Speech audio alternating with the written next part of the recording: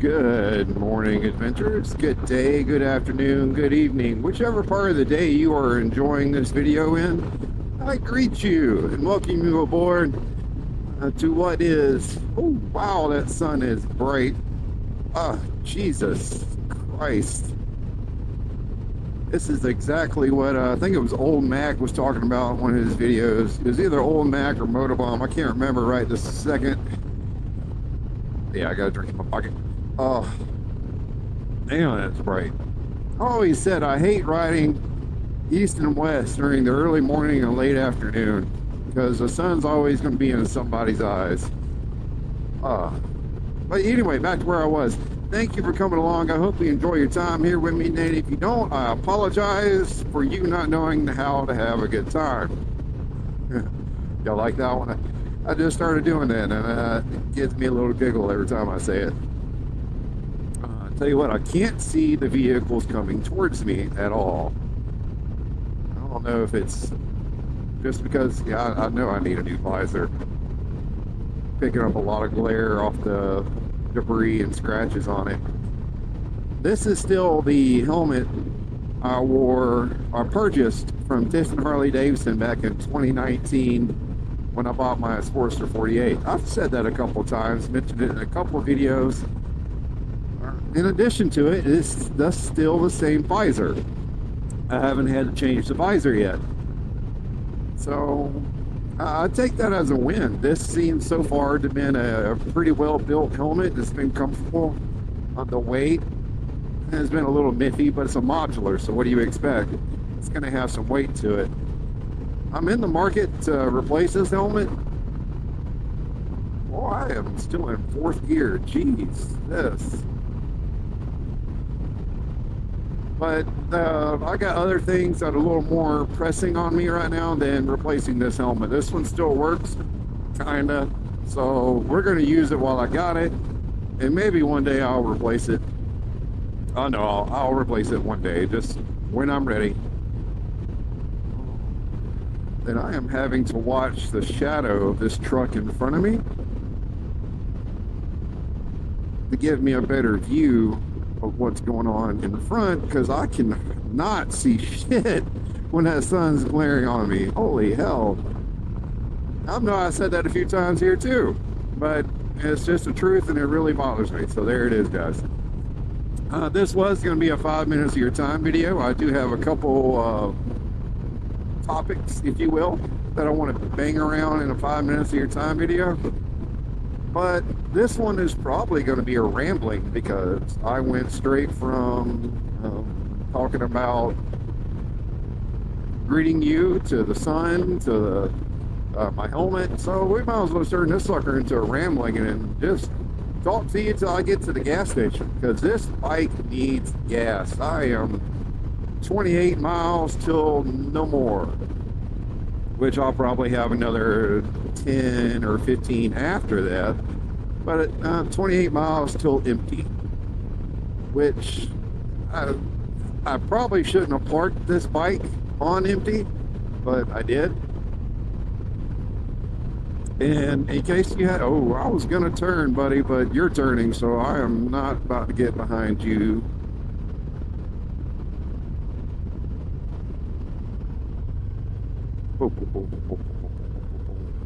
But I did. I parked this bike on a damn near empty tank and haven't rode it in a month, 2 months. And in case you haven't noticed, I'm on the D20 today. And here's what happened with that.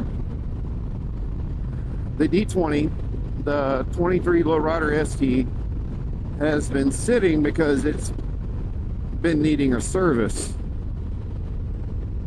We were 20 miles within the limit of going over our service interval and losing the warranty.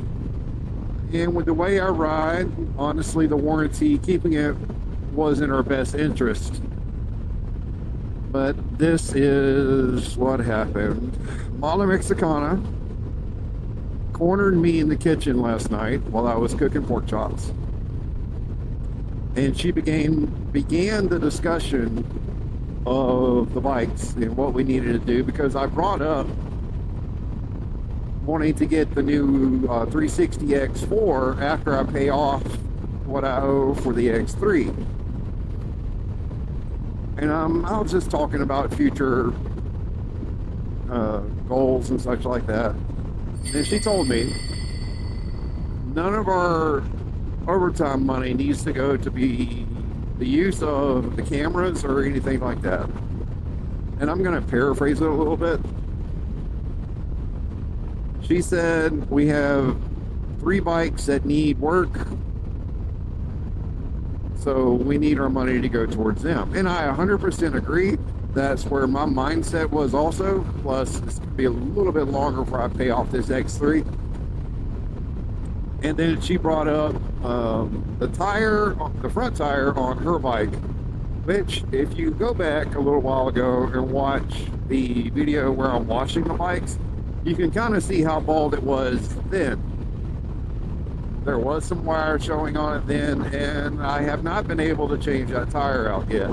I've been riding it to and from work with that bum tire, but that's it. I only go to and work and then make small circles around the house when recording content on it. The Fat Bob Catastrophic bike, it did just get its service. However, the front tire on it is also pretty bald. Not as bad as the CTX, but it's still pretty bald. And our plan was to have it changed here soon, so it's ready for catastrophic. But we haven't been able to put our foot on that tiger's tail yet, so Mala Mexicana, aka Brady Chameleon, told me I am no longer allowed to ride her bike until we replace the tire. She says, I understand, but you trained me, you taught me to look at the tires and stuff before I go for a ride. I went out there and looked at it, saw how bad it was. You don't need to be on my bike anymore. I understand why we're doing it, but it will cost us more money if the tire goes out while you're on it than it will if something happens to the ST and we have to come out of pocket for fixing it. Sound logic, I can't argue that. So with the CTX being grounded and the Fat Bob being on minimal distance, here I am on the D20, and I am literally going to be going over my service interval and losing my warranty on my way to town today, on my way to the doctor, which is okay. It's okay. It's just a warranty. I have faith in everything else around me, so it'll be all right. It will be all right, or it won't, and then we'll still figure it out. That's kind of been the basis of me and Mala's relationship.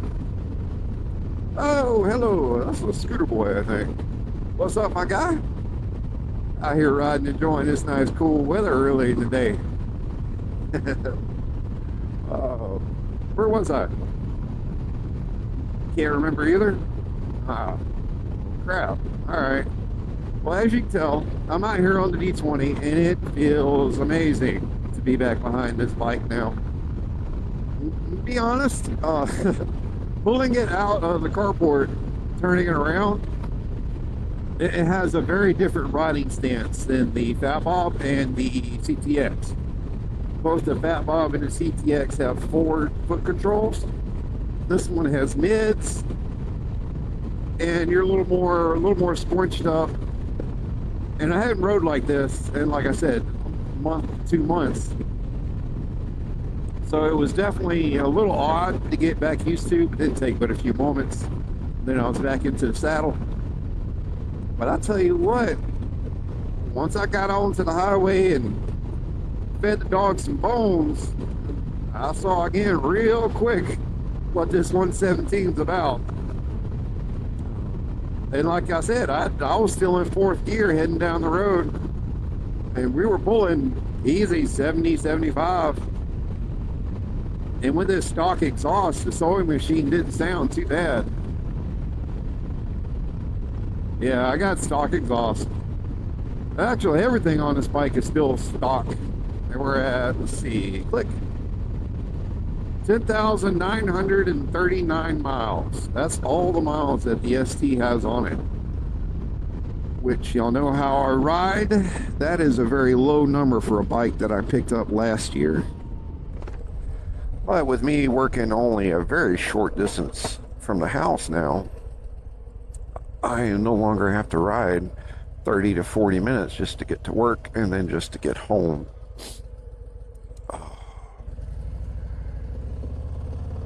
Oh, they're redoing some of that church. Calvary Hill Baptist Church.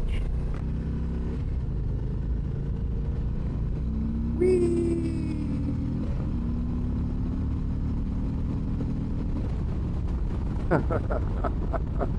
Yeah, I've missed this baby.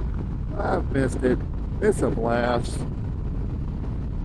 I've thought about doing forward controls on it, but guys, I don't know how well that's going to work out for me. I don't know if I actually want to do that.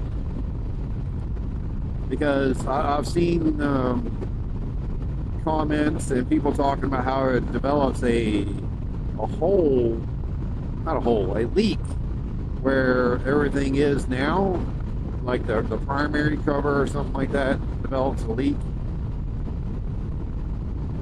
But I don't know. We'll figure all that out and we'll get things going like they're supposed to be. And we'll slowly start doing things to the D20 as time goes by. They're putting up new power poles through here.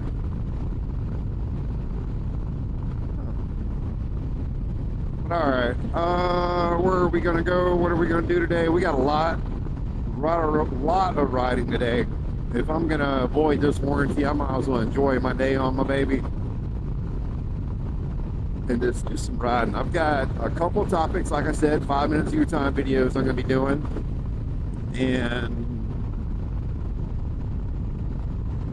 I think that's gonna be about it. A lot of 5 minutes of your time videos, some riding around, enjoying myself, enjoying the day. I'll be by myself again tomorrow, and I gotta work Sunday, so it is what it is. I got stuff to do and fun to have. That being said, adventurers, if you will, go support my friends and family down in Tampa. That's the Forgotten Angels. What the Forgotten Angels does is they take the young men and women who have been aged through the foster care system and the abuse that they have suffered in the foster care system. Which a good way to look at it is these young men and women are basically a dollar amount every month, and they are kept as many as possible in one room with as little as possible.